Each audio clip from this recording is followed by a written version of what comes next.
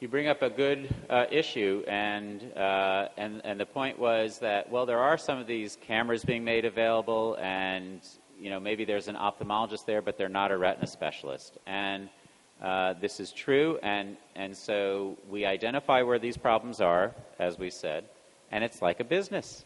We need to come up with innovative, efficient, economic ways of being able to take care of these problems. And maybe you don't need a retina specialist. Maybe you just need a retina specialist to listen to all of the new treatments coming out, and they make sure that everyone working around them or under them are implementing the best care. And as you may know, you have tremendous innovation in taking care of cataract in this country, and led the world in how do we do this, because we don't have enough ophthalmologists to do the cataract surgery. And your solutions are excellent, because you did figure out ways. It's still a big problem, and we need more ways, but it's still great. There are people in the United States that say, oh, I could never do that. Well, they're wrong. Of course they could do that. The cataract surgeries being done are as good or better than anything else. That depends often on volume, and that there's good oversight for all the care. So I think it's the same with diabetes and identifying damage from diabetes in the retina. There will be specialists who I think need to teach each other, need to work on improving the care, but they can disseminate that and then come up with ways that are safely and appropriately getting the treatments out there. And we hope everyone will work together on those solutions. In the network, we're going to work on it first in the United States. We have plenty of areas where we have patients not getting to care or can't afford the care. And I suspect a lot of those solutions will work elsewhere in the world, and then we'll want to work with people from all over the world on these challenges, both where they have good health care and where it's difficult to get the people to come in. Why don't they come in? How can we get them to come in? How can we convince them that this will be, in the long run, better? And as I said, even if you get 25% of them, and they keep working, and they maintain their self-esteem, and they don't get depressed, that's great for the world. Thank you. Okay. So I would like to ask Mr. Shivanandan if he has anything to ask.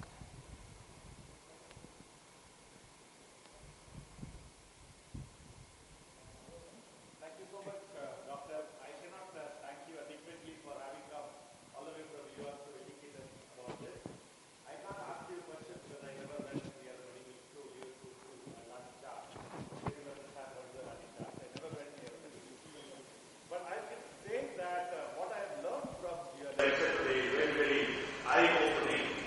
Most of the policemen do die at the age of 40, 41. And precisely you have given us the figures, 383 billion people suffering from diabetes in the world, and India seems to be the diabetic capital of the world. And even the younger children are all suffering from that. So I think, in my opinion, since the right to education has come in this country as a matter of government program, that all the children will have to go to school and study, and education has been made compulsory. Maybe all these factors which you have told, the facts that diabetes and the eyesight is related. Not many of us really know about it, but when we were educated, when we were getting educated.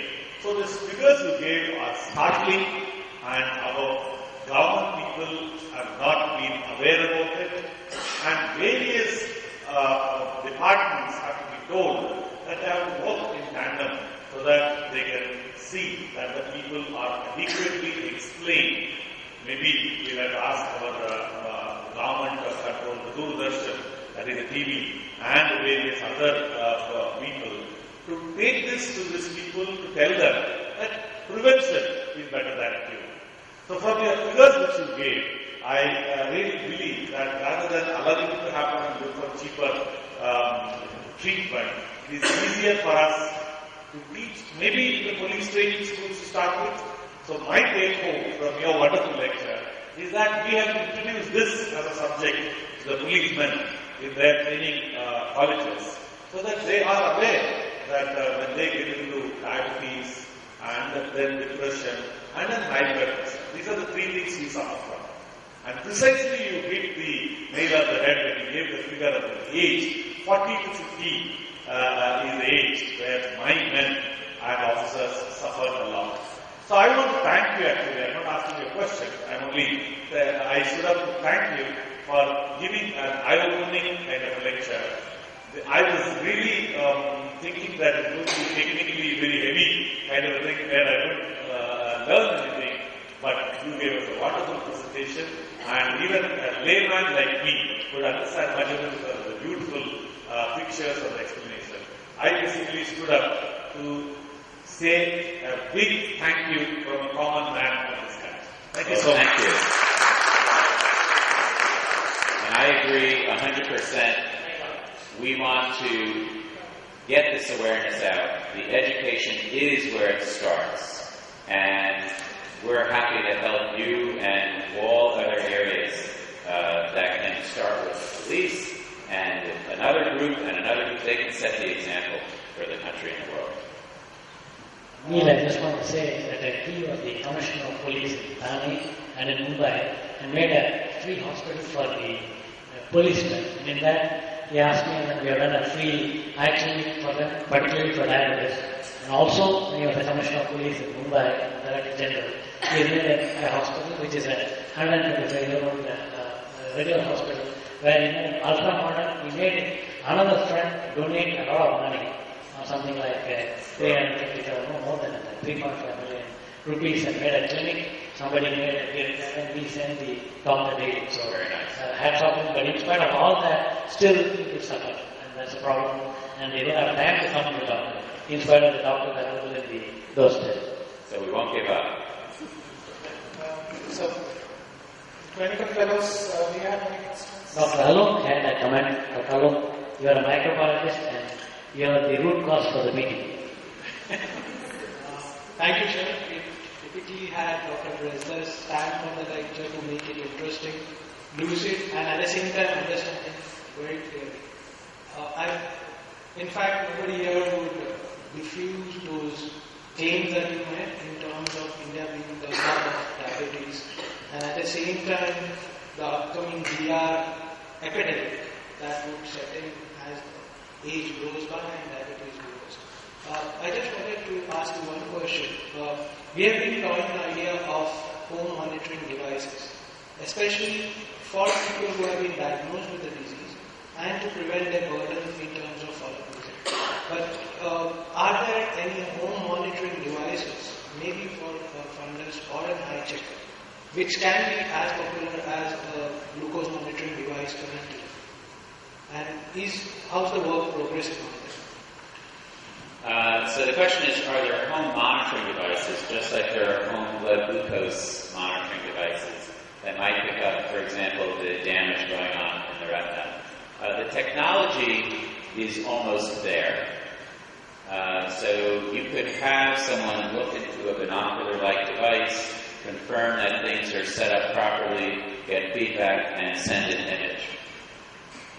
Unlike blood glucose monitoring that goes daily or many times a day, you need only look sometimes once a year, twice a year, etc. So while we have the technology, we're not certain that we need to set that up logistically. And the harder part, I think, will be how do we economically get those images to someone to say yes or no? Since I did say it's a shame that 5 million people in the U.S., for example, have some damage to their retina from diabetes, but the flip side of that is 15 million don't.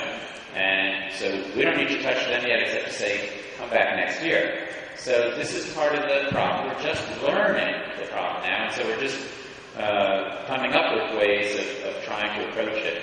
And I totally agree with the previous comment. We have to come up with educational ways that work. We have to test them and say, what works to get the person in. So I think home monitoring is going to be very important as we talk, in the future about macular degeneration, because that can suddenly, from one day to the next, cause a problem in the retina, and you can't bring a person in every day to check. And we've made some strides in that, and I think that's going to get better over the next 5 years. For diabetes, probably we need to go logistically to some other steps, and not as important to do a home monitoring device for that. Oh, fine. Go ahead. Okay. Probably people will. Sorry? No, I think we have concluded. Okay. If others you want to say Okay, something. no more questions. I have one question. Okay. So, Please. why is that you came to our institute? And what is that you're looking at collaborations, future, work at our institute? So just say it again. Okay, so the reason you came here was Oh, yeah. accepted award. But besides that, what's the point? Are you looking at collaborative Sure. Sure. So, what are we looking for to collaborate? We take it on as our responsibility to figure out ways of solving these problems, to reduce the suffering that goes on in the world so these people can be more productive through age 20 to 70 onward, because this is one of our huge medical problems. And so we want to introduce it around the world because there's no monopoly on ideas. There are ideas that come from anyone and everyone, and then one idea gets tweaked a little and it gets improved, and soon it's nobody's idea and everybody's idea. So we want to present this information. We've set up systems that are available around the world to make sure people are aware of them, and then we want to work with the people that would find it interesting to take on and work with. So we hope that, people here and elsewhere in the country and elsewhere in the world will say, okay, I have something that might work on that, and we figure out how to do it. The network, for example, we hope will go international. We're tiptoeing into Canada. You might not consider that international, but I can tell you the legal policies we have to go through make it pretty tough to extend the network, but that's the first step. Okay, then we'll go to some other English-speaking countries, because that'll be easier, and there's a lot of English spoken here, so I'm sure we'll be knocking on the door in no time. We hope that the people that you train will have an opportunity to work on projects with others around the world, and we hope that includes our university as well. Our university has been very fortunate in concentrating on great clinical care and research at the same time, and that's how it's grown to, for example, our ophthalmology department has 130 full-time faculty. The average ophthalmology department in the U.S. is 8 full-time faculty, so this is a big enterprise from which we come. But we're not stopping. We want to keep working on this. So we enjoy coming here. We were thrilled and honored to give the lecture, but just as thrilled to see the country, share memories with everybody, and maybe work some more on these challenges. So I can't thank you enough. Thanks again. Thank you. Thank you, Dr. Bressler, for the curiosity. And I hope that you thank us for the great escape from Linda. Thank you. Okay. Thank you. And before you can ask for the, they want to give you an Indian way of if you come there, do yourself. Right?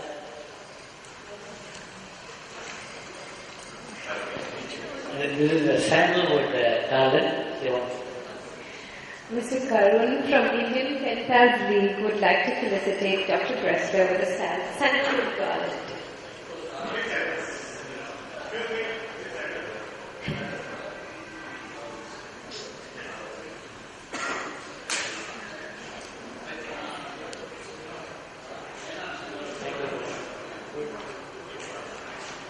Sanjay.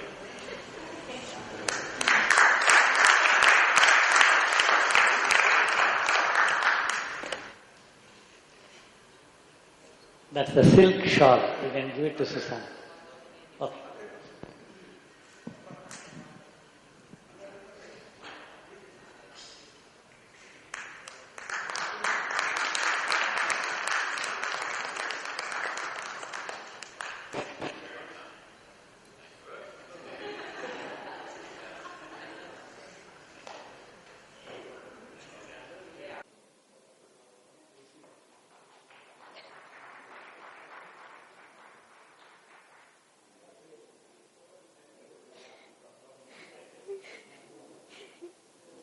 Just smile and